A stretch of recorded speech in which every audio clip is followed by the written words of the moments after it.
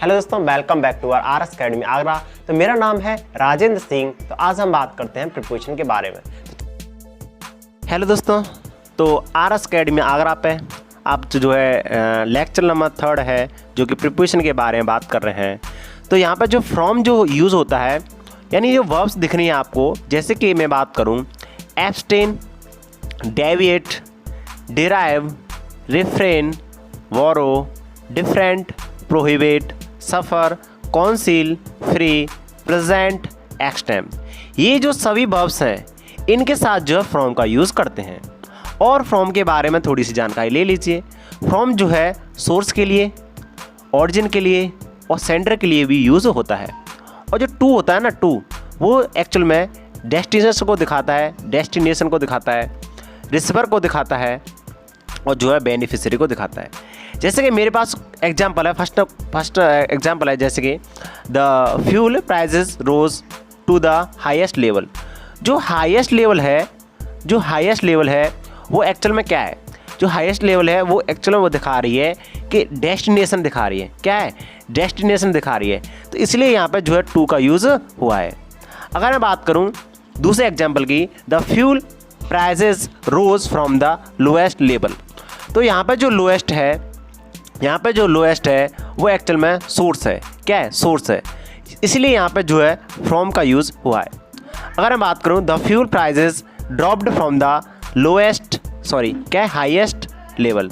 तो यहाँ पे जो हाईएस्ट है वो भी क्या है? एक जो है सोर्स का काम कर रहा है, इसलिए यहाँ पे जो है फ्रॉम आया है।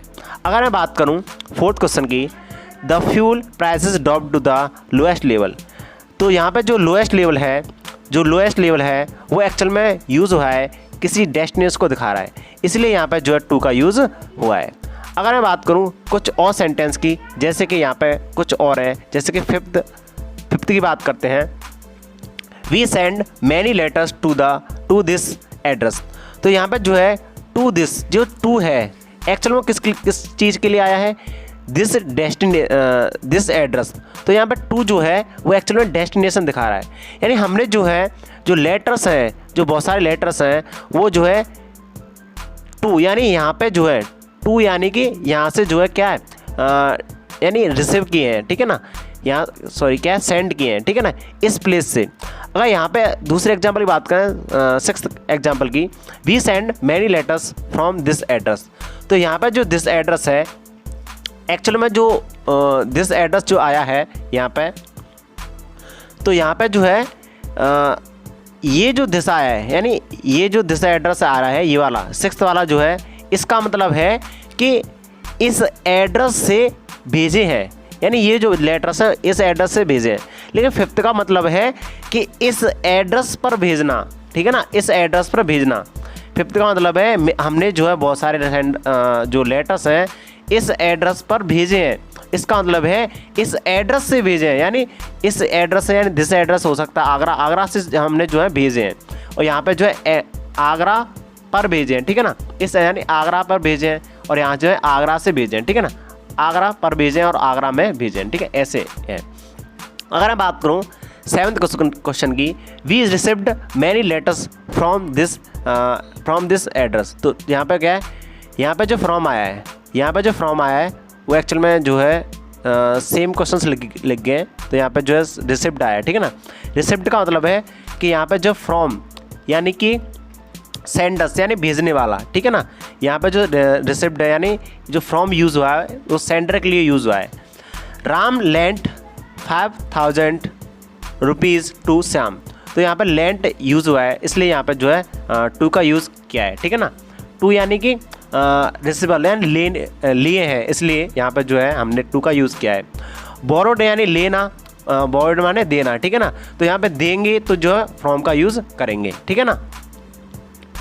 अगर अब हम बात करें कुछ, जैसे कि हमारे पास इन प्रोपोजिशन है, इन प्रोपोजिशन के बारे में बात करें तो यहाँ पे जो है इन जो यूज़ होता है एक्चुअल में वो किसके लिए यूज़ होता है? कन्फाइंड के लिए। किसके लिए यूज़ होता है? कन्फाइंड के लिए। और अगर हम बात करें स्टेट, यानी कि स्टेट हो सकती है किसी, उसमें भी यूज़ करते हैं। मंथ के लिए यूज़ होते हैं, जैसे कि जनवरी, फरवरी जो मंथ होते हैं। ईयर के लिए भी इन यूज़ होता है, जैसे कि इन 70, 85 ऐसे, ठीक है। वीक के लिए यूज़ होते हैं, ठीक है ना। वीक जो होते हैं, मॉर्निंग के लिए भी यूज़ हो जाता है, इन इवनिंग के लिए भी यूज़ हो जाता है, नाइट के लिए भी यूज़ हो जाता है, ठीक है। जो एट नाइट होता है वो एक्चुअल में एक जो है प्रिपोजिशन फ्रेज होता है, ठीक है ना। उसकी हम बात नहीं कर रहे यहाँ पे, जो इन जो नाइट की उसकी बात कर रहे हैं, इन नाइट, ठीक है।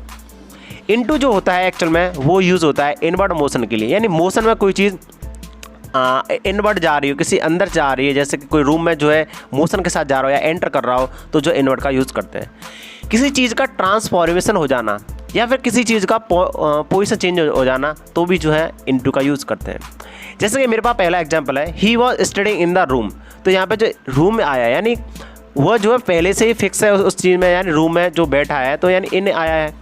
When they came into the room, into इसलिए आया है यहाँ पे क्योंकि वह अंदर आया है, मोशन के साथ चल के आया हो, तो यहाँ पे जो पोजीशन चेंज हो रही है, या फिर ऐसे बोल सकते हैं, ठीक है ना। तो यहाँ पे क्या है, एक ट्रांसफॉर्मेशन हो रहा है किसी चीज़ का, तो पोजीशन चेंज हो रही है, तो यहाँ पे जो इनटू का यूज़ हुआ है। अगर हम बात करें सेकंड क्वेश्चन की, on heating ice turns into water. तो यहाँ पर जो टर्न्स यानी आइस जो टर्न हो रही है वाटर में, यानी ट्रांसफॉर्मेशन हो रहा है, किसी चीज़ का स्टेट चेंज हो रहा है। यानी पहले जो आइस थी यानी सॉलिड स्टेट थी, अब जो है लिक्विड में आ गया, वाटर में, तो इनटू का यूज़ हुआ है। The magician turn the lion into the dog. अब जो है लॉयन को जो है ट्रांसफॉर्म कर दिया गया है, किसमें, डॉग में, इसलिए यहाँ पे जो इनटू का यूज़ किया है। अगर मैं बात करूँ फोर्थ क्वेश्चन की, can you translate this poem into Hindi. तो यहाँ पे ट्रांसलेट करने की बात कर रहे हैं, यानी किससे, इस पोएम को जो है हिंदी में ट्रांसलेट करने की बात कर रहे हैं, ट्रांसफॉर्मेशन की बात कर रहे हैं, तो यहाँ पे इसलिए इनटू का यूज़ हुआ है। अगर मैं बात करूँ the change the sentence into active voice, तो यहाँ फिफ्थ क्वेश्चन ये है कि यहाँ पे ट्रांसफॉर्मेशन की बात कर रहे हैं, किसी चेंज करने की बात कर रहे हैं, तो यहाँ पे जो है पहले सेंटेंस था किसी और चीज़ फॉर्म में, तो यहाँ पे एक्टिव वॉइस में चेंज कर रहे हैं, तो यहाँ पे क्या है, ट्रांसफॉर्मेशन हो रहा है, इसलिए यहाँ पे इनटू का यूज़ किया है। ही जम्प्ड इनटू द वेल, यानी कि यहाँ पे जो है पोजीशन चेंज हो रही है, यानी कोई चीज़ जो है कोई सरफेस पर खड़ा होगा उसके जो है वेल की पे, यानी कुएं के पे, तो वो जो है उसमें कूद रहा है। जब कूद रहा है यानी कुछ चीज़ में मोशन के साथ जो उसमें अंदर घुस रहा है, तो यहाँ पे जो है इनटू का यूज़ होगा। अगर हम बात करें सेवन्थ क्वेश्चन की, these are some tree in the park. तो पार्क में कुछ ट्री होंगे तो फिक्स होंगे, ना कि कोई मोशन कर रहे होंगे, तो यहाँ पे जो इनका यूज़ हुआ है। अगर हम बात करें एट्थ क्वेश्चन की, there are some books inside the box. तो यहाँ पे इन आया है और इनसाइड आया है, यानी दोनों ही सही हैं। दोनों क्यों सही हैं, क्योंकि यहाँ पे बुक्स में जो है यानी क्या है, बहुत सारी बुक्स होंगी, कुछ बुक्स हैं जो कि बॉक्स में क्या है, अंदर है, तो हम इनकी बोल सकते हैं, ठीक है। इनसाइड मतलब जो है इनसाइड यानी किसी चीज़ में किसी चीज़ का वॉल्यूम हो, जैसे कोई बॉक्स हो या फिर कोई अलमारी हो, तो यानी इसको यानी कोई चीज़ है उसमें जो है अंदर कोई चीज़ भर सकते हैं, तो उसमें जो इनसाइड भी यूज़ कर सकते हैं और इन भी यूज़ कर सकते हैं। अब मैं बात करता हूँ नाइन्थ क्वेश्चन की, तो इन कन्फ्यूज़न यानी मैं जो कन्फ्यूज़न में हूँ, तो यानी ही इज़ इन कन्फ्यूज़न, तो यहाँ पे जो है इनका यूज़ कर सकते हैं। चाइल्डहुड के लिए जो है इनका यूज़ कर सकते हैं, ठीक है, इन माई चाइल्डहुड डेज ऐसे, ठीक है। इन पॉवर्टी तब भी हम जो है इनका यूज़ करते हैं। अब हम बात करते हैं कि यहाँ पे जो है कुछ ऐसी चीज़ें जो मोस्ट इम्पोर्टेंट चीज़ है, जैसे कि मैं बात करूँ डे की बात करूँ, ठीक है। डे यानी कि डे जैसे कि दिन होते हैं, जैसे कि मैं बात करता हूँ वीक की बात करूँ, मंथ की बात करूँ, तो इनके पहले जो है अगर नेक्स्ट आ जाए या लास्ट आ जाए या एवरी आ जाए या दिस आ जाए या दैट आ जाए, ठीक है ना। डे यानी कि जैसे संडे, मंडे, ट्यूसडे, वेडनेसडे, ये जो है डेज होते हैं। वीक यानी कि जो वीक्स आपने देखे होंगे, ठीक है। मंथ जैसे कि जनवरी, फरवरी, इन सब से पहले जो है नेक्स्ट आ जाए, लास्ट आ जाए, एवरी आ जाए, दिस या दैट आ जाए, तो ये सभी जो है इनके बाद जो है कोई प्रिपोजिशन नहीं आता, ठीक है। इनके पहले जो है कोई प्रिपोजिशन नहीं आता। क्यों प्रिपोजिशन नहीं आता, क्योंकि ये सभी जो है एडवर्ब बन जाते हैं। इन सभी नेक्स्ट लगने से, लास्ट लगने से, एवरी लगने से और दिस लगने से और दैट लगने से ये सभी जो है एडवर्ब बन जाते हैं। जब यह एडवर्ब बन जाते हैं तो इनको जो है प्रिपोजिशन की ज़रूरत नहीं पड़ती है। तो ऐसे हम अगर फर्स्ट क्वेश्चन की बात करूं, I get up in the morning, तो यहाँ पे ओनली मॉर्निंग आया है, यानी यहाँ पे जो एडवर्ब नहीं है। अब जो है इनका यूज़ कर सकते हैं।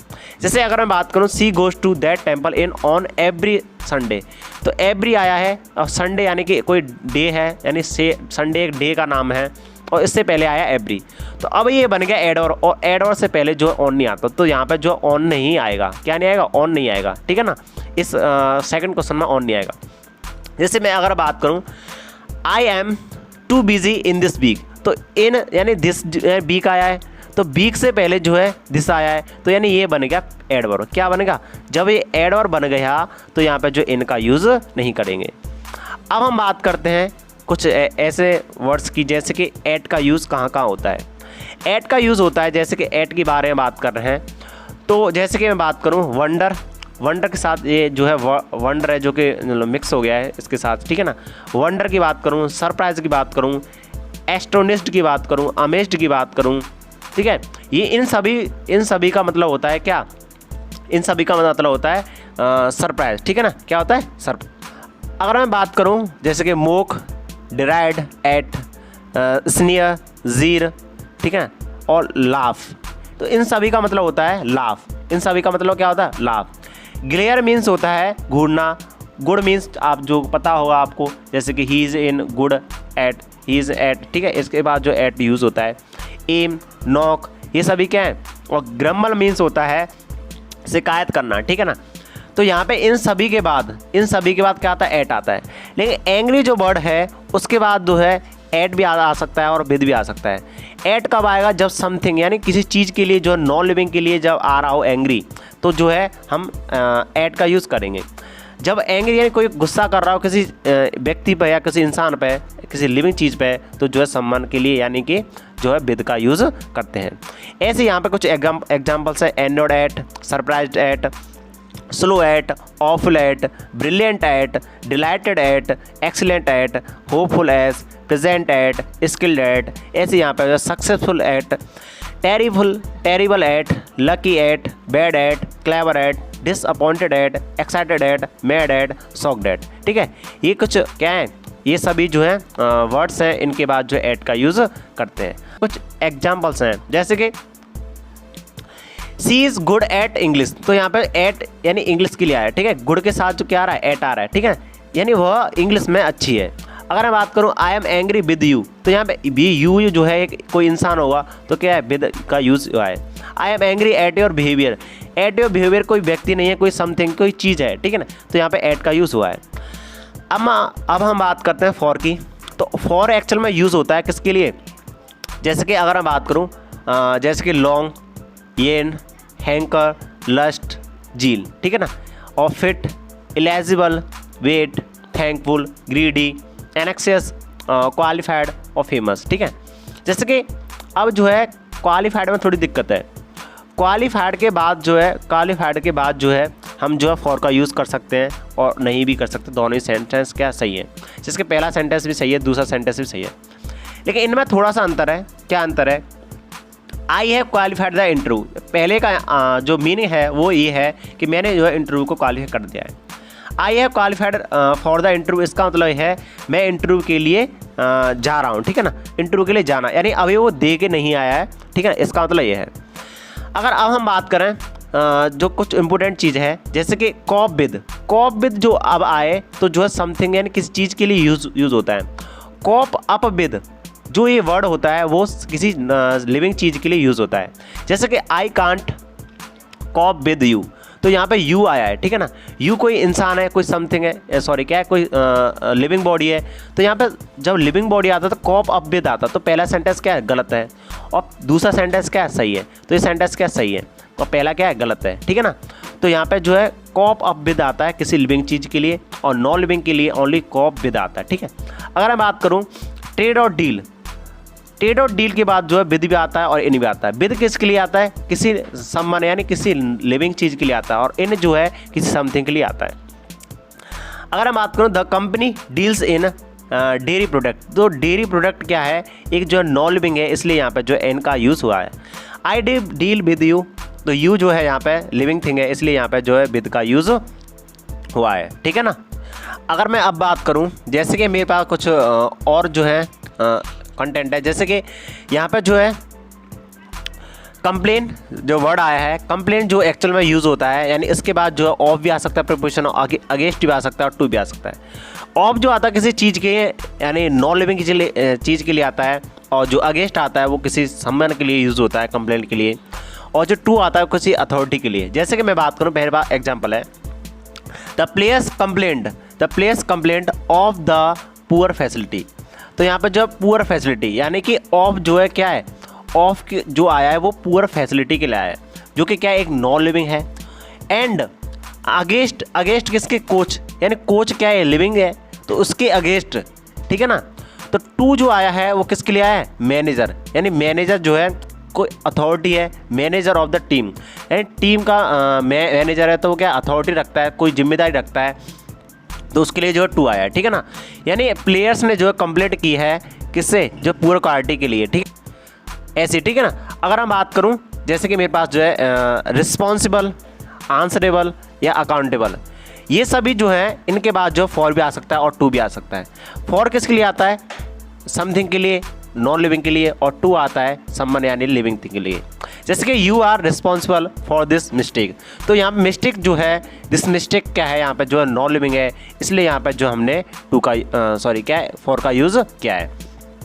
आई एम रिस्पॉन्सिबल टू यू, तो यहाँ पे जो है मैं आपको जो है मैं जो है जिम्मेदार मानता हूँ, ठीक है। तो यहाँ पे क्या है, रिस्पॉन्सिबल जो है यहाँ पे टू आया है, क्योंकि यहाँ पे जो कोई यू जो है एक क्या है, सम्मन है, कोई लिविंग थिंग है। Thank you for watching. अगर हमारी वीडियो कंटेंट आपको अच्छा लगा तो हमारी वीडियो को लाइक करें, शेयर करें, और हम हमारे चैनल नए हैं तो हमारे चैनल को सब्सक्राइब करें। Thank you for watching.